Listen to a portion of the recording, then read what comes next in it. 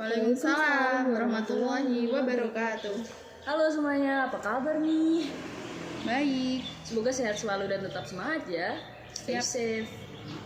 Nah, kita di sini akan menyampaikan podcast mengenai konfrontasi terhadap Malaysia nih.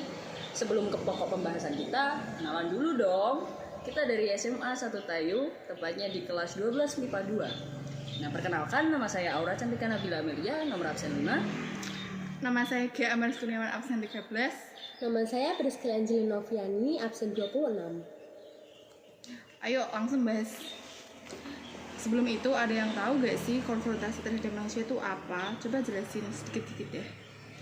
Kalau yang aku tahu, konfrontasi Indonesia-Malaysia adalah sebuah peristiwa yang disebabkan persengketaan wilayah dan penolakan penggabungan wilayah Sabah, Brunei, dan Sarawak yang terjadi antara tahun 1962 hingga 1966. Kok bisa sih ada konfrontasi antara kedua negara tersebut? Padahal sekarang kelihatannya baik-baik aja tuh. Iya, karena itu udah lama banget gitu loh. Karena pada saat itu kan tahun 1962 sampai 1966, sedangkan kita belum lahir di tahun itu. Oh, ternyata. Terus gimana sih proses konfrontasi Indonesia sama Malaysia itu? Dari yang aku baca tadi sih, katanya gini, masalah Malaysia merupakan isu yang menguntungkan PKI untuk mendapatkan tempat dalam kalangan pimpinan negara. Masalah ini berawal dari munculnya keinginan Tengku Abdul Rahman dari Persekutuan Tanah Melayu dan Lee Kuan Yew dari Republik Singapura untuk menyatukan kedua negara tersebut menjadi Federasi Malaysia. Rencana pembentukan Federasi Malaysia mendapat tentangan dari Filipina dan Indonesia. Filipina menentang karena memiliki keinginan atas wilayah Sabah di Kalimantan Utara. Berarti perang ini cukup serius dan menegangkan ya? Ya, karena serangan awal Indonesia ke Malaysia Timur sangat bergantung pada sukarelawan lokal dan dilatih oleh Angkatan Darat Indonesia. Terus gimana ya kira-kira pendapat Pak Soekarno pada saat itu? Untuk pendapat Pak Soekarno, setelah aku baca buku ya, pendapat Pak Soekarno itu dari awal sudah menentang. Karena apa? Karena alasan tersebut membahayakan revolusi Indonesia nih. Ya, karena pembentukan Federasi Malaysia merupakan gagasan Inggris dan bukan gagasan rakyat Malaysia itu sendiri, dan dianggap neokolonialisme. Satu pangkalan militer asing yang ditujukan untuk menentang Indonesia dan juga menentang New Emerging Force di Asia Tenggara. Oleh karena itu, pembentukan federasi itu harus digagalkan.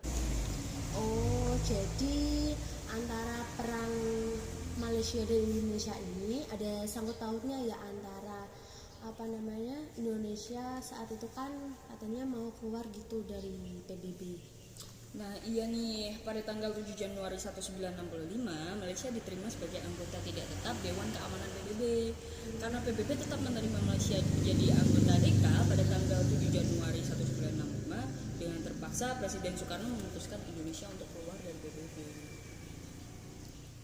Terus bagaimana cara penyelesaiannya perang dunia ini? Karena kan kalau dilihat perang ini sangat besar gitu, nggak perang biasa karena kan antar bangsa gitu kan.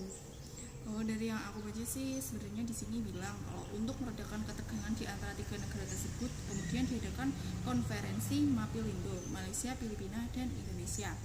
Di Filipina pada tanggal 31 Juli sampai 5 Agustus 1963.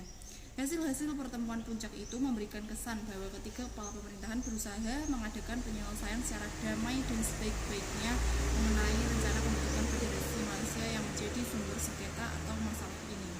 Konferensi Mapilindo menghasilkan 3 dokumen penting, yaitu Deklarasi Manila, Persetujuan Manila, dan Komunike Bersama. Inti pokok dari 3 dokumen tersebut adalah Indonesia dan Filipina menyambut baik pembentukan Federasi Malaysia jika rakyat Kalimantan Utara menyetujui hal itu. Nah, menjelang akhir tahun 1965, gejolak politik dan ekonomi di Indonesia semakin kacau. Puncaknya ketika terjadi gerakan 30 September atau G30S. Kayaknya aku perlu nambahin deh. Jadi G30S merupakan membuat Soekarno lengser dan digantikan Soeharto. Semangat perlawanan terhadap Malaysia pun runtuh bersamaan dengan kekuatan Soekarno. Permasalahan konfrontasi Indonesia dan Malaysia pun resmi berakhir secara setelah tercapainya persetujuan Bangkok. Jadi persetujuan Bangkok ini ditandakan oleh siapa saja sih? Kalau yang aku tahu dari internet, aku baca-baca itu persetujuan Bangkok ini ditandatangani oleh para menteri ya, yang antara lain Menteri Luar Negeri Indonesia yang diwakili Adam Malik, Wakil Perdana Menteri Malaysia yaitu Tun Abdul Razak, lalu Menteri Luar Negeri Filipina Narciso Ramos, Menteri Luar Negeri Singapura S. Rajaratnam, dan Menteri Luar Negeri Thailand Tanat Koman. Jadi setelah itu persetujuan mereka menghasilkan apa? Melalui persetujuan ini, kedua negara juga sepakat untuk segera memulihkan hubungan diplomatik dan menghentikan konflik. Lalu gimana sih akhir dari perdamaian Indonesia dan Malaysia? Dari tanggal 28 September 1966, Indonesia kembali menjadi anggota PBB yang diikuti dengan semakin eratnya hubungan Indonesia-Malaysia. Walaupun Malaysia sudah keluar dari PBB, sasaran yang ingin dicapai oleh pemerintah Indonesia terkait sengketa Indonesia Malaysia di perombakan PBB tetap tidak tercapai, karena dengan keluarnya Indonesia dari PBB itu, Indonesia kehilangan satu forum yang dapat digunakan untuk mencapai penyelesaian persengketaan dengan Malaysia secara damai. Oh, jadi Gitu gengs, akhir dari konfrontasi Malaysia ini. Nah, demikian nih, udah cukup kayaknya ya tentang Semoga membantu podcast konfrontasi dengan Malaysia nih. Demikian podcast kami terkait konfrontasi terhadap Malaysia. Kami mohon maaf apabila ada kesalahan kata, penyampaian kata yang kurang tepat, atau perkataan yang menyinggung pihak tertentu. Sekian dan terima kasih. Wassalamualaikum warahmatullahi wabarakatuh. Annyeong.